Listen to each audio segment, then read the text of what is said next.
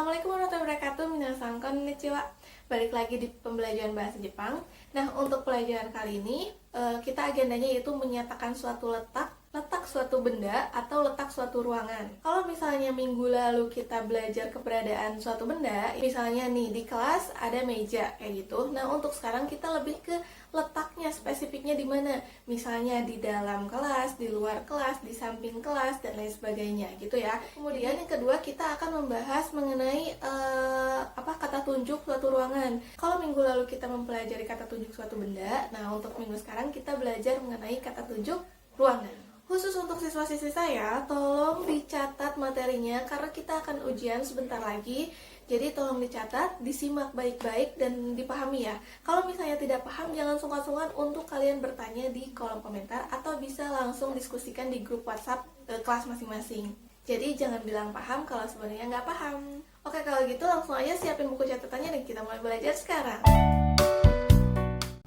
Oh ya, sebelum kita masuk ke materi hari ini, kita akan membahas dulu beberapa pertanyaan dari beberapa siswa minggu lalu. Kalau misalnya, katanya gini nih pertanyaannya, gimana Sensei kalau misalnya kita mau menyatakan keberadaan suatu benda, tapi benda tersebut ada dua atau lebih gitu ya. Misalnya nih, di kelas ada meja dan kursi. Atau misalnya di kelas ada banyak barang kan, entah kita pengen menyebutkan beberapa benda tersebut. Misalnya nih, di kelas ada meja, kursi, whiteboard, tas, dan lain sebagainya. Itu kan lebih dari dua kata benda ya. Ini gimana nih? Rumusnya, saya singkat-singkat aja ya, dipercepat nih rumusnya untuk menyatakan dua kata benda ini. Nah, yang berbedanya itu adalah ada partikel to, ya kan? Kalian baru melihat untuk partikel to. Nah, untuk partikel to ini kalian bisa artikan sebagai dan. Jadi, dia partikel to-nya itu disimpan di antara dua benda. Benda pertama, kemudian to, dan benda kedua. Ya, karena dia dan. Sama aja dengan bahasa Indonesianya, misalnya meja dan kursi. Berarti kan dan itu diletakkan di antara dua kata benda tersebut. Kita langsung aja masuk ke contoh, misalnya di kelas ada meja dan kursi. Bahasa Jepangnya kita ikutin rumusnya. Kelasnya dulu kyoshitsu, kemudian dilanjutkan dengan partikel ni, kemudian benda yang pertama itu meja, dalam bahasa Jepangnya tsukue, kemudian dilanjutkan dengan partikel to yang artinya dan, kemudian dilanjutkan dengan kursi. Kursi bahasa Jepangnya adalah isu, dan diakhiri dengan ga arimasu yang bisa diartikan dengan ada. Jadi di kelas ada meja dan kursi, bahasa Jepangnya adalah kyoshitsu ni tsukue to isu ga arimasu.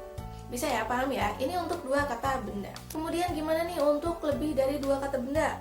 Nah, rumusnya adalah seperti ini. Tuh, kalian bisa lihat sendiri, yang berbedanya adalah ya, nadoga, arimas. Ya kan? Ini baru pertama kali kalian lihat pastinya untuk tingkatan kalian. Nah, ya, nadoga, arimas ini bisa diartikan sebagai dan lain-lain. Untuk partikel ya-nya itu sebenarnya itu tidak ada artinya ya, tidak memiliki arti, tapi dia berfungsi sebagai bisa kalian artikan aja kayak koma gitu loh. Jadi setelah kata benda dilanjutkan dengan partikel ya, itu kalau misalnya ada lebih dari dua kata benda ya. Misalnya nih contohnya, di kelas ada meja, kursi, whiteboard, dan lain-lain. Misal kayak gitu. Bahasa Jepangnya sama aja, ikutin rumusnya kyoshitsu ni.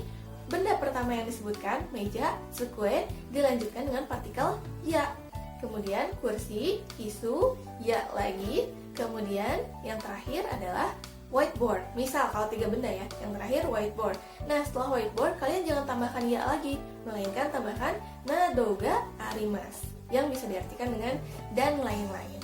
Jadi bahasa Jepangnya di kelas ada meja, kursi, whiteboard, dan lain-lain, itu adalah kyoshitsu ni tsukue ya isu ya whiteboard nado ga arimasu. Gitu ya. Gimana Sensei kalau misalnya ada 4 benda atau 5 benda atau 10 benda misalnya, sama aja kayak gitu, pokoknya tinggal ditambahkan ya nado ga arimasu setiap setelah kata bendanya ya. Nah, itu untuk jawaban dari pertanyaan beberapa siswa minggu lalu ya. Oke, sekarang kita masuk ke agenda materi hari ini. Nah, sebelum masuk ke pola kalimatnya, kita kosakata letak-letaknya dulu nih. Bahasa Jepangnya dari letak-letak yang kita akan bahas itu apa sih? Misalnya nih, di depan, di belakang, di dalam, di luar, dan lain sebagainya. Itu bahasa Jepangnya apa? Ini dia, saya tulisin. Untuk di depan itu dibacanya adalah mae. Di belakang, ushiro. Kemudian di atas ue, di di bawah shita, di samping tonari, di dalam naka, dan di luar adalah soto. Segini aja yang perlu kalian ketahui ya untuk pembelajaran sekarang. Nah, sekarang pola kalimatnya untuk menyatakan letak tersebut bagaimana? Nih, saya tulisin ya kayak gitu. Gak akan saya bacain ya rumusnya, kalian bisa lihat aja sendiri. Kita langsung aja masuk ke contoh biar durasinya nggak terlalu panjang. Contohnya, misalnya, buku ada di atas meja. Nah, subjeknya dulu, kata benda yang sedang kita bicarakannya dulu, topik pembicaraannya adalah buku. Jadi buku dalam bahasa Jepangnya adalah hong. Kemudian dilanjutkan dengan partikel wa, kemudian dilanjutkan dengan benda di mana kita meletakkan benda yang menjadi topik pembicaraannya, ya kan? Benda atau ruangan yang menjadi letak suatu benda yang sedang kita bicarakan. Bisa paham? Nah, benda tempat menyimpan buku itu adalah meja. Jadi meja dalam bahasa Jepangnya adalah tsukue, kemudian dilanjutkan dengan partikel no, kemudian dilanjutkan dengan letaknya di mana, misalnya di depan, di belakang, di samping, di atas, di bawah, dan lain sebagainya, yaitu di atas. Di atas bahasa Jepangnya adalah ue, ya kan?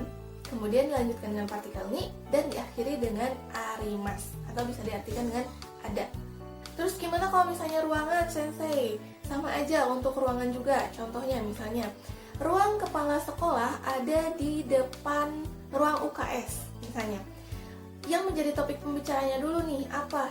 Ruangan mana? Ruangan kepala sekolah kan? Berarti kocho shitsuwa, kemudian dilanjutkan dengan ruang yang menjadi patokan letak di mana ruang yang sedang kita bicarakan. Berarti kan ruang UKS ya.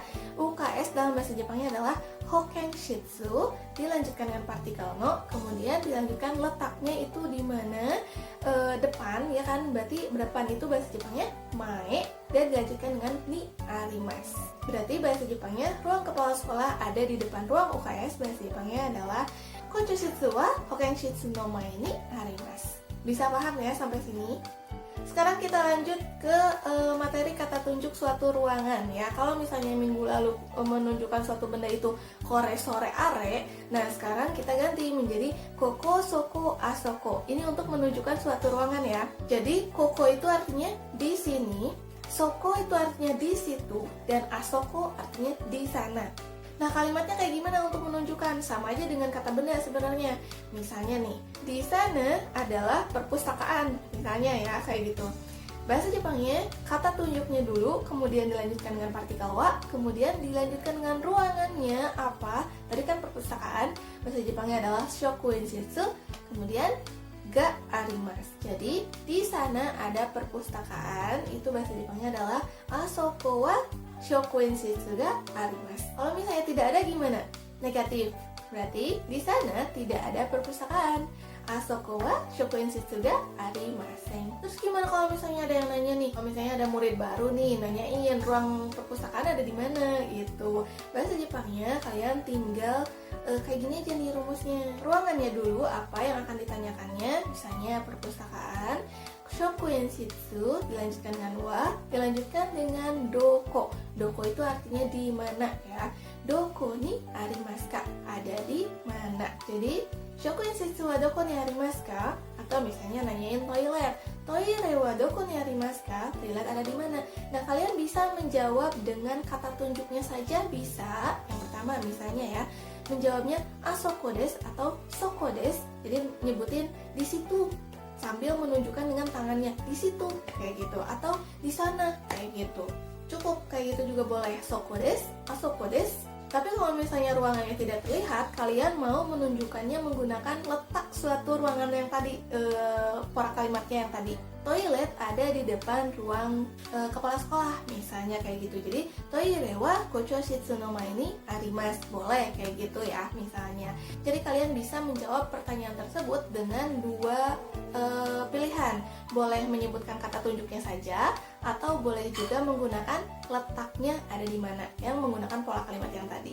Udah deh, segitu aja pembelajaran untuk hari ini. Semoga durasinya nggak terlalu panjang ya. Kalau misalnya tidak paham, please onegaishimasu, jangan bilang paham.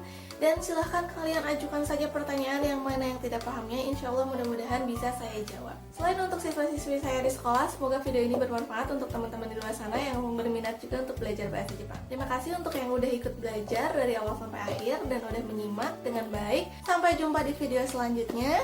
Korema dewa arimasu, arigatou gozaimasu. Mata Assalamualaikum.